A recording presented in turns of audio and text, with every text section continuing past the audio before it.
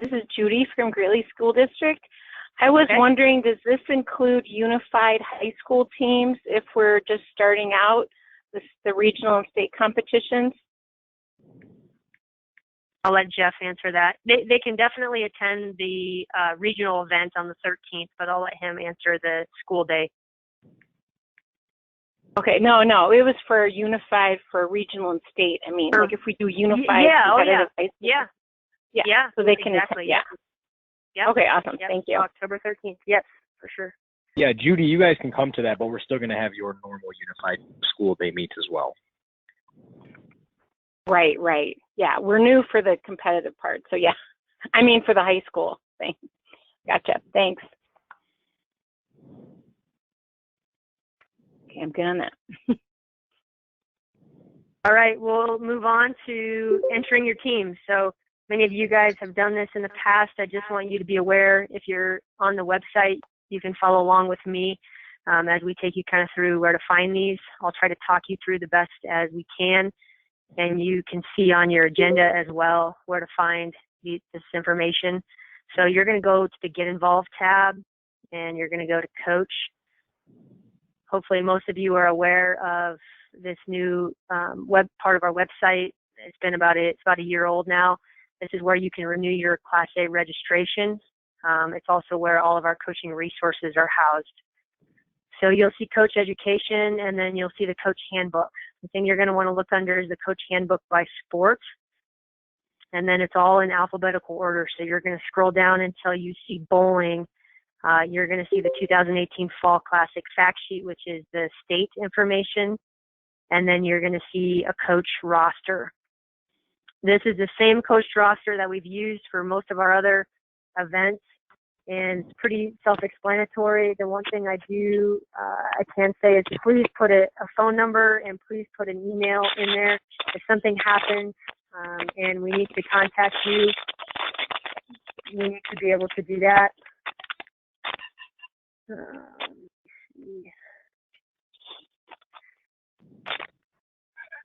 Okay, please. I'm getting some background noise from somebody on the phone. Can you guys, everybody on the phone, can you make sure to mute your phone? Okay, thank you.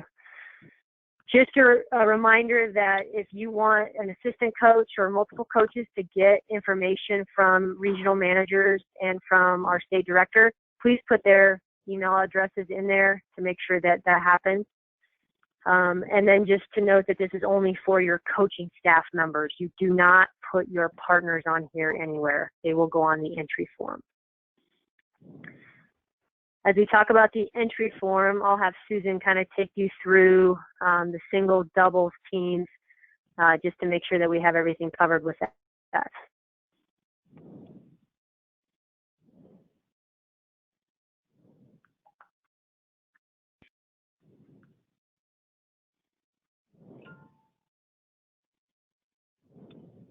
Susan, are you there? We can't hear you if you're talking.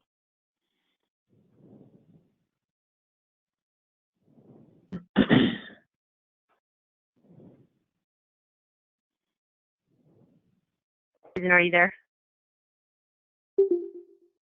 Okay, I'll go ahead and take it. Susan, if you are there, just go ahead and hop in. So we're going to go through the entry form, the singles first. And all of these are fillable.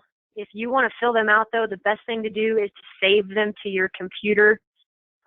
So just hit the Save As button, name them as something, and then instead of filling them out on this, go ahead and close this, open it up on your desktop, and fill it out there. That ensures that everything will be filled out correctly, and then you can send it back to us that way. It seems to be the best way that it works. This is going to be a singles form. You're going to fill out athlete name. And you can go through the sample one. Sorry for the corny names on this sample, but it's all we could think of. So you have the Western region, we have our team name, we have our coach, we have our email, div contact, and then we're going to go through and put athlete name, gender, date of birth is really, really, really important. We have a lot of people in our database. When we look up at medical applications, if we don't have date of birth, it becomes really hard for us to be able to find your athlete if it's like a Denise Smith or a Mark Johnson, where there's going to be 10 of those in our database. And then you're going to fill out their 9-game average. Please be as precise as you can with this 9-game average. The way that we division with our 15% male or gender and age, if this is 101 instead of 102, it could put them in a different division. So please be as close to that as you possibly can. And then please note if they are doing ramp bowling. And please note on this if they're going to be doing unassisted. So UA is unassisted ramp. Assisted ramp is just with an A. And then this last question down here, are you planning to attend the state competition? If you are unsure, I would really encourage you to just check yes. That will ensure that you get all of the information. You can always tell us you're not coming at a later date. If you hit no on this, we won't even bother with sending you any details about the state information. Hey, Linda, sorry about that. My sound went out, so I'm back on. Okay, all right. You're good we're on the bowling entry form doubles. Great. So this is pretty similar to what it's been in the past. Again, as Linda said, make sure you download the file to your computer before entering anything. If you enter it from the screen Linda's in and try to save it, it won't save, and that'll be very annoying for you. We have been trying to figure out a way to fix that, but have not been able to. So make sure you download your entry forms before entering things in. Similar information on the top, the region, the day of contact, phone number, the team competition, the team on there, the coaches' names. And then again, as Linda had mentioned, any coaches that want to receive the email, put their email on there. We'll send it to as many coaches as you'd like us to send it to, just so that we're making sure we're sharing the information. The doubles that we currently offer for bowling is all athlete doubles. So in the first slot, you'll enter the first partner's name. In the second slot, you'll enter the second partner's name. Then enter their gender as well as their date of birth. As Linda said, that's important as well. Oftentimes we might have some misspellings on names, and we're able to track it down better with a date of birth. The next column is for ramp bowlers. So you guys are aware our unassisted ramp bowlers, and I'll touch base a little bit more on the difference between assisted and unassisted. Our unassisted ramp bowlers are able to bowl on doubles or teams. It's really important that you check that box though. If you don't check that box, we have no way of knowing that you've got a wheelchair athlete on that team, and that could cause some problems, which we did have last year with, if I know it's a ramp bowler, I can put you guys on the end where you can get up and down easier where the ramps are accessible. Last year, I know we didn't know we had ramp bowlers on a team and they were in the middle and we were having to get them up and down the steps, which is not something we want to be doing and not a good experience for the athletes at that point. The final column on there then is the 9-game average. Do not combine their scores. So for each player, put what their scores are for that 9-game average, as Linda has there, the 110, the 113, and then we'll go ahead and total that on our end. Any questions on the doubles entry form for bowling? On the bottom is the section down where it says, are you attending the state competition? And like Linda said, if you're not sure, err on the side, check yes. You can always tell us later that you're not able to attend. Okay, any questions on that? Great, I think we can go ahead and head into the team one. Again, the top part is very similar. Again, just as a reminder, download first before you start entering things into the forms. The top portion is the same. The next portion down there, we've got 4 slots for your athlete and partner names. The change on this form is that we have added 2 alternates. Okay, so ideally for unified sports, we'd like to see 2 athletes and 2 partners competing. If something were to happen and you end up with 3 athletes and 1 partner, we can make that work. There needs to be more athletes and partners, equal to or more athletes than partners on your team. The alternate slot, I would recommend putting an athlete in one and a partner in the other, so that you can go ahead and have one of each that we need to sub in if we need to. Again, gender is on there. Date of birth is helpful as well. And then again, as I can be on a team, just please make sure you check that so that we can be sure to get him on in a lane that's near where they can get up and down pretty quickly and easily. We would also like the 9-game average. Again, you do not need to combine the scores. Just put in the first athlete's score, the second partner's score, the third athlete's score, etc. on there, and we'll total that up on our end. Any questions on the team bowling? Great. I have a question on the team bowling. This is Delight with North Metro. Go ahead, Slate. Yes. You have the slot or the checkbox for if they use a ramp, but there's nothing to say. Do they have to be unassisted to be on a team? Is that what you said? Yes. So you're in order, they are? Yeah.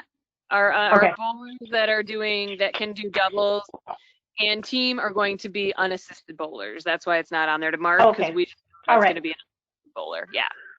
Okay, thank you.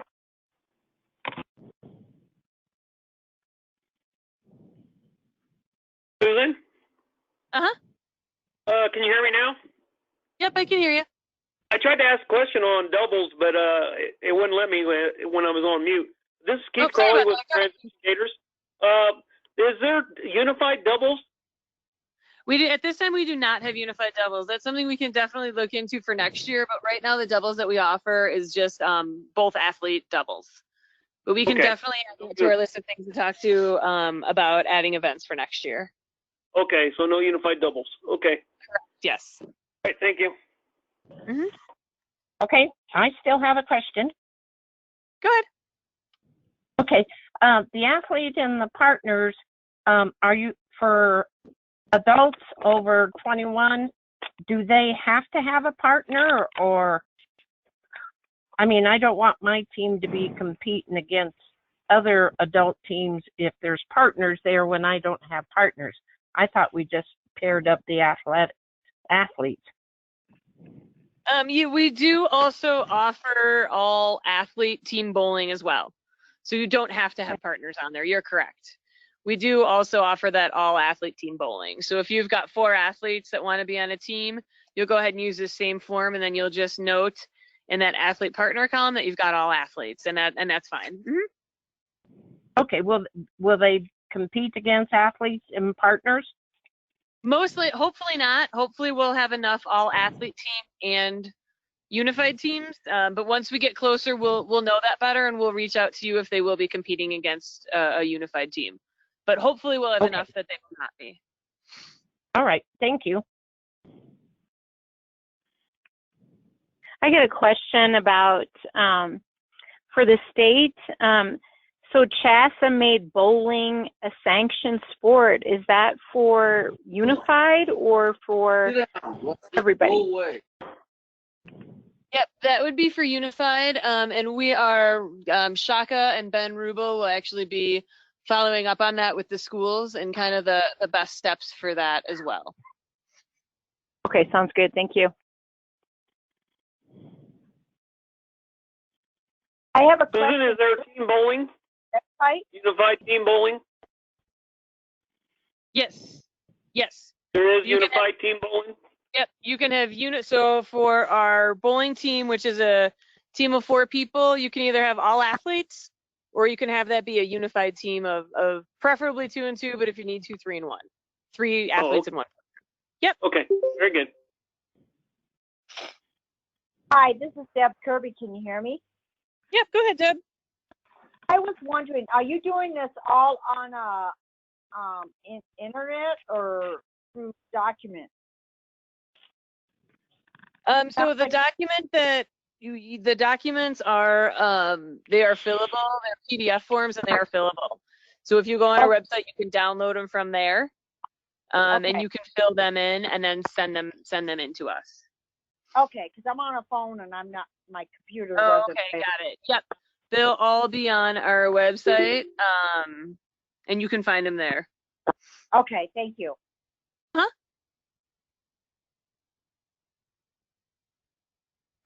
Susan, this is Julie Fight. Can you hear me? Yep, go ahead, Julie. Okay. I don't know if I looked at the agenda here and I don't see the difference, but I know we've had a lot of ambiguity about assisted and unassisted. So I would hope that maybe we can clear that or tell people where that it is, if it's in our SOCO rule interpretations or not. Yep, if you definitely. would, please. Yeah, Linda, would you mind pulling up the SOCO bowling rule interps? Yeah, I know we've had some kind of some back and forth on that. And Linda, if you want to go down to the section, I'll go ahead and talk about it a little bit. So we have two options for ramp bowling. We have assisted ramp bowling as well as unassisted ramp bowling. The assisted ramp bowlers will receive assistance on where they place the ramp, as well as getting the ball to the ramp, actual physical cues of assisting the ramp. So if I'm with an assisted ramp bowler, I can move the ramp over to the third dot from the left in order to get those pins on that side if that's where the pins are available to get. That's assisted bowling. The athlete must be able to push the ball down the ramp by themselves. Okay, so that would be assisted bowling. Now, unassisted ramp bowling, the athlete is doing pretty much all of it by themselves. They may need some help getting the ball onto the ramp. They may just have a struggle with that piece. They're placing the ramp by themselves. They're angling it by themselves if need be. They're doing whatever they need to make sure it's in the right place, as well as pushing the ball down the ramp as well. If we have a bowler that is visually impaired, please reach out to us and we can make sure that you've got that there's a coach on that lane in order to provide verbal cues for that athlete as well. But the unassisted ramp bowler are really doing pretty much everything by themselves. Like I said, it's possible they'll need help getting the ball from the ball return onto the ramp, but everything else are doing by themselves. Whereas assisted, you might be kind of angling the ramp a little bit more and doing some things like that. In both cases, the athlete should be able to push the ball down the ramp on their own. Do you guys have questions on that? This is Sal Ramos from the Grand Junction Regional Center. I have all assisted bowlers or ramp bowlers, but my question is more of because my guys tend to get a little more impatient the longer they wait, and I know this is always an issue here. But if they can bowl a whole game and then go on to the next one, that would help my guys who participate, because they really run out of patience quickly, and then I can't get complete games out of them. As opposed to they bowl the first frame and then the next person bowls the first frame, etc. Right. Okay, we'll have to talk about that. Julie, Linda, and I will touch base about that, and we can follow up with you on kind of our best solution for that moving forward. Okay. If you'd like to know. Okay. Hi, this is Deborah Gold. Can you hear me now? Yep, go ahead, Deborah. Okay. I've been chatting on the side. I heard on the singles for ramps, it's if the athlete needs a ramp. But if my athlete is in a wheelchair, you guys want him on the ends as well. How do I specify the difference? If you can just go ahead and maybe make a note somewhere on the entry form, maybe where you enter in his name. You're correct, we don't have a spot for that because he's doing regular singles, not using the ramp, correct? But he's in a wheelchair. I believe so. I will know more on Sunday. Yes. When you enter in his name, just put a dash and then WC next to it, and then we'll be aware of that, and we'll look to go ahead and add something to that for the next. Deb and Linda, this is Mark Ham. Can you guys hear me? Yes, sir. Okay. Hold on, Mark. Hold on, Mark. No, Mark is my assistant coach. Oh, okay. So I'm good with that. Go ahead, Mark. Okay. I think the kid that Deb is talking about is in a wheelchair and needs a ramp to get up to the lane. That's it. Sure. Yep, just go ahead after you type in his name, just put a -WC, and we'll make sure that we put him on an end so he can get up and down. Yep. Perfect. Thank you so very much. Yep, thank you. Hi, I'm Greg with Fort Collins. I got a question for you. Go ahead, Greg. I've got a gentleman that needs physical assistance up to the lane. He doesn't need a ramp. How do I mark that if this participant comes?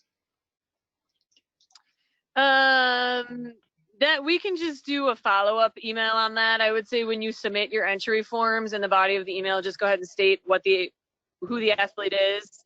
I mean, he's bowling by himself. It's just a matter of him getting up there, correct? Correct. He can release the ball by himself. He just needs somebody on his arm. Yeah, just put that in the subject of the email, and then we can go ahead and make a note of that on the forms so that we're aware that you need to be there for him during that time.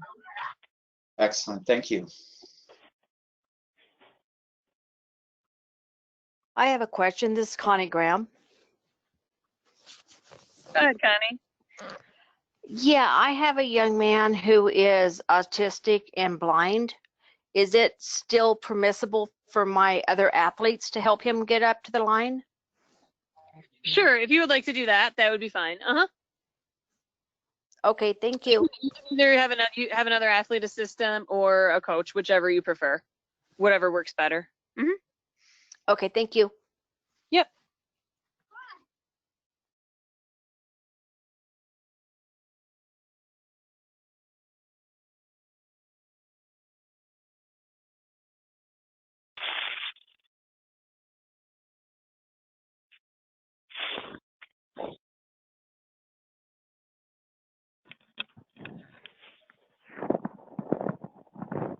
Any other questions on kind of any of those particulars that we've just been discussing as far according to bowling? I have a question. At the regional, is there a volunteer that usually is there to help our athletes instead of staff or whoever's there? Yeah, we will have volunteers on the lanes. And if that's something that you're comfortable with the volunteer assisting the athletes, that's fine. We can go ahead and do that. If it's something where a coach feels more comfortable in a situation knowing the athlete, we'll make that exception as well. But there will be volunteers on the court that will be able to help the athletes out. Okay, I didn't know how that regulation looked, whether there should be a staff there or a volunteer, especially when we deal with someone that's, and they have to set the ramp up for where it's supposed to be and stuff like that.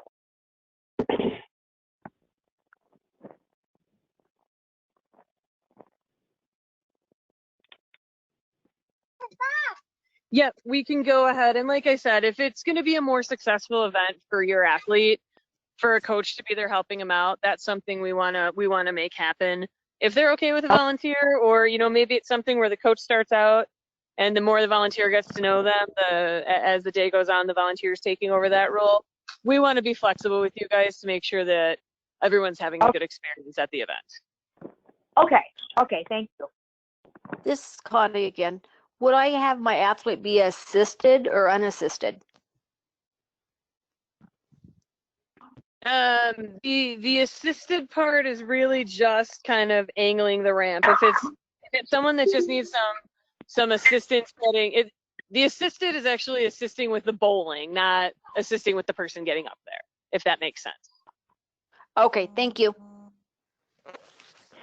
I have a question. If the person that said when the forms are due for the regionals, if they could repeat that. It went kind of fast and I just kind of missed some of that. Or if that's going to be published in an email, that's fine.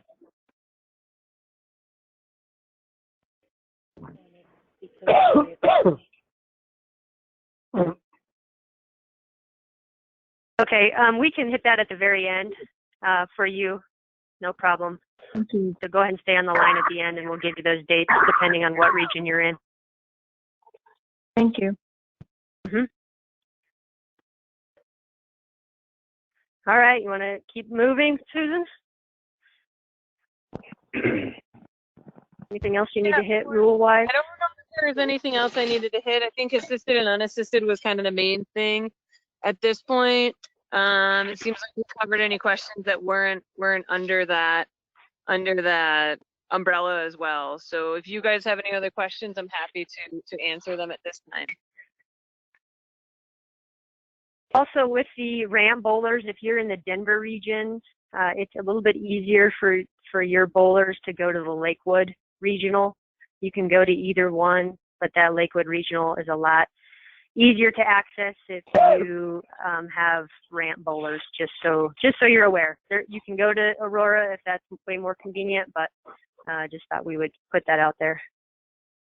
Also, can you, as coaches, I know we have a lot of issues with finding athletes when their turn is up. A lot of them are dining in the bowling alley. So please, please, please just try to get your athletes to eat before they come or after they're done bowling. Try to practice those good habits during your practice times, and just so we're not having to find them and they're in the middle of eating their lunch or whatever it is that they're doing. So the more you can encourage that during practice to build that good habit, that would be great. Moving on to medical application in the Class A process. So if you as a coach have not received an email from your regional manager with your last year's roster that are in need of a medical application or a Class A, please reach out to your regional manager. They have all sent this already. We're really working to get this to you as coaches 5 weeks before the season. They will send another round probably in the next couple weeks with any updates. But if you haven't gotten this, please reach out to them because they assume that you already have it. And again, what this is just going to give you whose medical applications are expired, same with Class A, so you can work on that and get those up to date before the regional. Just a reminder, your athletes cannot participate in the regional if they don't have their medical application in. Also, the more you guys can really encourage them to send you their medical application and you can look over it, we get about 60% of medical applications that are not complete, which means they just send the doctor's physical, but there's no application. Or they send the application without the doctor's physical, or they don't have a doctor's physical, they have something else random that we can't take, or they don't have the waiver signed. So if you guys can really look through that medical application, have a copy of it, and make sure, I think there's only one page that's just optional that we don't need. But before you send that, our regional managers can also help look through those if you send them to them. But please don't send it to our Denver office incomplete. Those things are really hard to process. We have to try to make calls, which means deciphering phone numbers. A lot of them don't have phone numbers. They don't have email addresses listed. And so they're under the assumption they have them done and they're sitting in a box waiting to be processed because we can't process them. So the more that you guys can help out with that would be really helpful and make your lives easier, your athletes' lives easier, and hopefully make that process go a little bit better. Also, the Class A process, kind of showed where you were to find that online, but that is all online now. It is so much faster to do it online. It takes about 20 minutes, and that's with your protective behaviors and your concussion and your background check. So all three of those things you will be able to complete those. Again, if there's a renew coach registration, which is our Class A tab on the website, you can click on that and it will immediately take you to the online form. I have a question real quick. Do we have to redo the concussion every year? No, that's every 3 years. 3 years. Okay. Yeah. Thank so you. 3 years I just for the wanted to background confirm. and everything. Yep, exactly. Linda, Yes. this is Pam from Colorado Springs. Can our athletes safely practice without having their medicals up to date? We can't cover anything if something were to happen. So it's really to cover you as a coach. So if something happens in practice, and they don't have their medical application up to date, unfortunately, Special Olympics, we can't help out at all. Same thing with coaches in their Class A's. If they don't have their Class A up to date and something happens and we can't help in any way insurance-wise, at the very least, if you have a new athlete and they haven't had time to get it yet, I would have them fill out the waiver form. There's one page of the medical application that there's a bunch of signatures, and at the very least have them sign that. But it's in So our best you can have them practice if you want, but yes, it is in your best interest to get that in as soon as possible. Thank you. Hey, this is Dee Dee in Brighton. I'm going to be taking over the Brighton team this year, so I have to do the Class A and become a coach. How long does that take? It depends on when you do it. I would really recommend you do it now. And that's a great point to be made. So if you're waiting until a week before the regional, we get 150 to 200 medical applications that we have to process and 200 Class A's that we have to try to process. So if you guys can get that done now, we are very much in a lull with those coming in. So we might have 30 a week, and so we can get those processed within a few days. Doing it close to the regional, it might take 2 weeks to get that processed. Okay, I'll get it done. That's a great question. Great.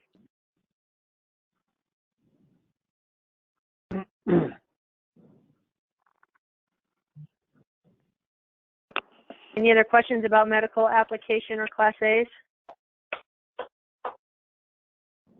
Okay. I wanted to briefly talk about our health and wellness program.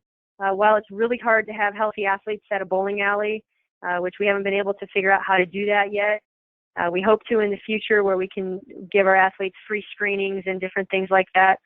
We do offer a fitness captain program. And so if you have leaders on your bowling teams that are interested in fitness, I know it seems like our bowlers could benefit from some of this, and it might look different in a bowling alley.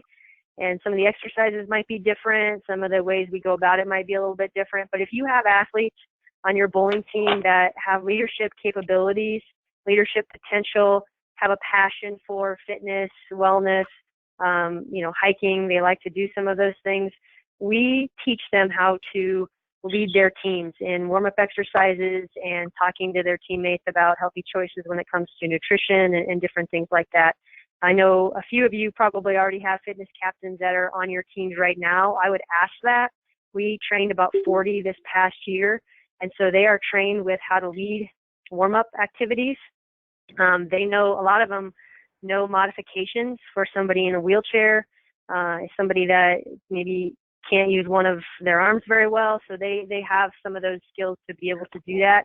If you have athletes, one of our goals is to have every single team in the state of Colorado to have somebody like this on their teams, and we take trainings to you all. We did a training in Fort Collins, in Broomfield, in Arvada, in Inglewood, Colorado Springs, Pueblo, Pagosa, and Grand Junction last year, and it was fantastic. And so what we would like to do is to train 30 to 40 more this season, this coming year. So if you have athletes that you would like to nominate, please reach out to your regional manager or me, and we can get them going. All right, state information.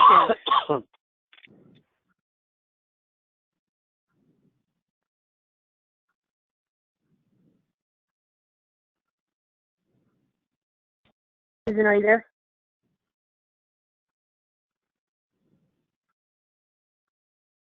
Hello? Okay. I know I don't want to waste your guys' time, so we'll talk state information. The biggest thing we have, so November 17th, if you're on the website, to find any of our state information, you're going to go to the About link, and you're going to hit competitions. And you're going to be able to see all of so the thing that's up there now is State Summer Classic, which is happening this weekend, but then you can see our flag football and our State Fall Classic. So that will give you any information that you may need in terms of when opening ceremonies will start, and the location, dates, all of those things. We are debating still. You can see highlighted in yellow, we have 2 shifts. We are debating whether we want to add a 3rd shift to make sure that we can include additional athletes. I know that makes for a long day in the bowling alley for coaches, but I know Susan's going to be reaching out here in the next couple weeks and try to get some feedback from you all. We have the bowling alley reserved for that evening session as well. And so if that's something that a majority of people would like to see, we are more than happy to run a 3rd session on November 17th to include more bowlers. For the slots that you guys will get by region will be very similar to what they were last year, most likely. So once we get registrations and see who goes to a regional, then we will make sure that we reach out and give you your slots for our state event. For those of you with young athletes, we'll have a young athlete bowlers as well, I think in the morning of that day. So look out for the little guys. And it should be a fun time. Opening ceremonies will start at 8:15. Any questions, statewide questions, before we let people go and get into region specific? Question. Go ahead. Susan, you hear me? Yes. I have a question on October 14th. Is that Orchard Mesa Lanes or is that the other one for Grand Junction October area? 14th is Grand Junction. Julie, go ahead and answer that. That's Orchard Mesa Lanes, Keith. Okay, thanks, Julie. You bet. That's all I had. All right. Well, thanks everybody for being on the call. Again, like I said, as soon as we get off here, we will go ahead and stay on for the regional specific, and we'll answer those questions in terms of entries for the coach that needed that. But we appreciate everybody being on the call and have a great season this year. Linda? Yep, go ahead. This is Patsy from Fort Collins Youth, and I understand that you guys don't provide lodging, but I just need to know if anybody from the state is going to call and get us reduced prices possibly, or do I need to do that? Because a lot of us from the Fort Collins area, from the youth team, come up the night before if we have the morning shift so that we can have our own little party stuff. So do you guys, do you want to do that? We can definitely, well, we can definitely work on that. I know we have done that for some of our other events. So I can get our staff on finding some hotels with some decent rates for you guys. That would be great. I sure would appreciate it. No problem. Thanks. This is Mark Han. I'm out of here. Okay, see you, Mark.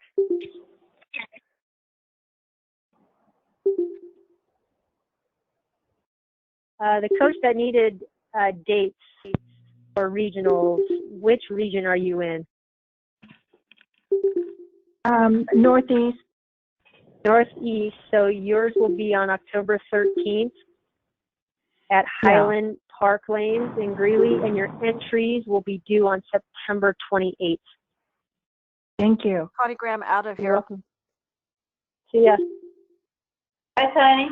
Hey, Sue, this is Maria. When did you say our entries were due? Entries are due for the Aurora. If you're going to AMF Aurora, entries will No, be due we're for the October Lakewood 1st. one. But The Lakewood one. The Lakewood? Okay, entries are due October 15th. Okay, and then it's regionals on the 27th, correct? Regionals on the 27th. Who joined us too? She's here. Sue Olson. Say that again. Sue Olson is here also. She was in the meeting. I didn't want to interrupt. Sorry, I can't understand. What did you Okay, say? Sue Olson. Tina Armstrong signing off. Okay, try that again, Sue. Sue Olson was also on.